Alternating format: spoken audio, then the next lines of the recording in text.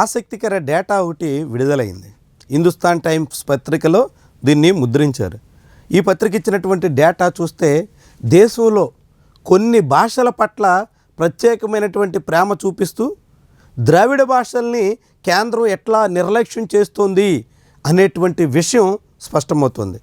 అన్ని భాషలను సమానంగా చూస్తూ అన్ని భాషలకి అవసరమైనటువంటి ప్రోత్సాహాన్ని అందిస్తూ ఆయా భాషల అభివృద్ధి కోసం తోడ్పడాల్సిన కేంద్రం అందుకు విరుద్ధంగా సాగుతున్నటువంటి అంశాన్ని చాటి చెబుతుంది.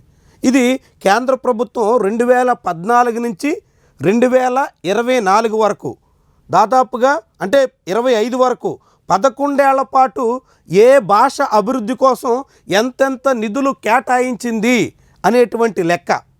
ఆశ్చర్యకరంగా ఏంటంటే ఇది జనాల వినియోగంలో లేనటువంటి భాషలకి ఎక్కువ మొత్తం ఖర్చు చేసి ఎక్కువ మంది కోట్లాది మంది ఆచరిస్తున్నటువంటి వాడుతున్నటువంటి భాషల విషయంలో కేంద్రం చాలా అశ్రద్ధ చూపుతున్నట్టుగా స్పష్టమవుతుంది.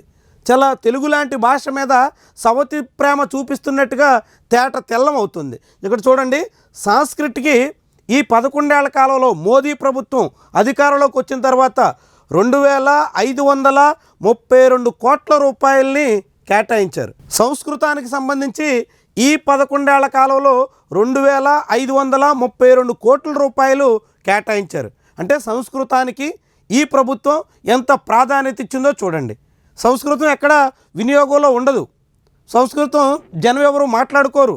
అయితే హిందీ కాకుంటే ద్రవిడ భాషలు ఎక్కువ మంది మాట్లాడుకుంటారే తప్ప సంస్కృతం అంతగా వినియోగంలో లేదు. అలాంటి భాషని ప్రోత్సహించే దానికోసం ఇస్తున్నటువంటి ప్రాధాన్యత మిగిలిన భాషల పట్ల ఈ ప్రభుత్వానికి లేదు. సంస్కృతంతో పాటు తెలుగుకి ఇతర భాషలకి అట్లా ఇస్తే ఎటువంటి సమస్య ఉండదు. సంస్కృతానికి ఇవ్వడం ఇబ్బంది కాదు. సంస్కృతానికి ఇచ్చి మిగిలిన భాషలను నిర్లక్ష్యం చేసినటువంటి తీరు మాత్రం ఇక్కడ స్పష్టమవుతుంది. చూడండి, ఉర్దూకి 837 కోట్ల రూపాయలు కేటాయించారు. అదేవిధంగా హిందీకి 426 కోట్ల రూపాయలు వెచ్చించారు. తమిళ్కి వచ్చేసరికి 113 కోట్లే. ఆ తర్వాత తెలుగుకైతే కేవలం 12 కోట్లే. గడిచిన 11 ఏళ్లలో దాదాపు 7 ఏళ్ల పాటు కేంద్రంలో రాష్ట్రంలో ఎన్డీఏ ప్రభుత్వాలే నడిచినాయి. కేవలం వైఎస్ఆర్సీపీ ఉన్నప్పుడు పేరుకి వైఎస్ఆర్సీపీ బయట ఉందే కానీ వాళ్ళు కూడా కేంద్రంలో మోదీ ప్రభుత్వానికి అన్ని బిల్లుల విషయంలో మద్దతు ఇచ్చారు. వైఎస్ఆర్సీపీ, తెలుగుదేశం ఎవరు అధికారంలో ఉన్నా ఆంధ్రప్రదేశ్తో పాటు తెలంగాణలో ఉన్నటువంటి బీఆర్ఎస్ కూడా చాలా కాలం పాటు మద్దతు ఇచ్చింది. అంటే తెలుగు రాష్ట్రాల్లో ఉన్నటువంటి ప్రభుత్వాలు మద్దతుగా నిలిచిన తెలుగుకి మాత్రం నిధులు కేటాయించలేదు. తెలుగు భాషను ఖాతరు చేయలేదు.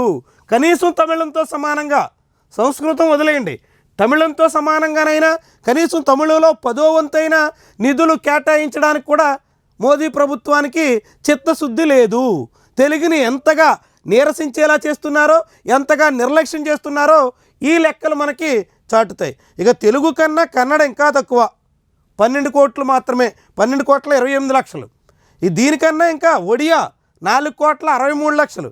ఇంకా ఒడియా కన్నా మలయాళం 4,52,00,000. అందరికన్నా మలయాళం తక్కువ. మలయాళం తర్వాత ఒడియా, ఒడియా తర్వాత కన్నడ, కన్నడ తర్వాత తెలుగు, తెలుగు తర్వాత తమిళం, తమిళం తర్వాత హిందీ, ఉర్దూ, సంస్కృతం. ఇది ఈ ప్రభుత్వం యొక్క ప్రాధాన్యతలు. ఎట్లానా ఈ రీతిన భాషల అభివృద్ధి కోసం జాతీయ భాషలుగా గుర్తించినటువంటి అన్ని భాషలకి, అధికారిక భాషలుగా వెల్లడించినటువంటి అన్ని భాషలకి సమానంగా ప్రాధాన్యత ఇవ్వాల్సినటువంటి మోదీ ప్రభుత్వం ఎంతగా తెలుగు లాంటి భాషల్ని నిర్లక్ష్యం చేసేస్తుందో, ఎంతగా తెలుగు భాష మీద అశ్రద్ధ చూపుతుందో ఈ లెక్కలు మనకి స్పష్టం చేస్తాయి. ఇకనైనా తెలుగు రాష్ట్రాల్లో ఉన్నటువంటి ప్రభుత్వాలు తెలుగు భాష అభివృద్ధికి అవసరమైనటువంటి నిధులు సంపాదించాలని, అలాంటి ప్రయత్నం సాగాలని, డబుల్ ఇంజిన్ సర్కార్ అని చెప్పుకోవడంతో సరిపెట్టకుండా నిజమైనటువంటి ఇంజిన్ గ్రోత్ సాధించే దిశలో ఉండాలని, అట్టా తెలుగు భాష అభివృద్ధి కోసం కేంద్రంలో ఉన్నటువంటి మోదీ ప్రభుత్వం సహకరించాలని ఆశిద్దాం.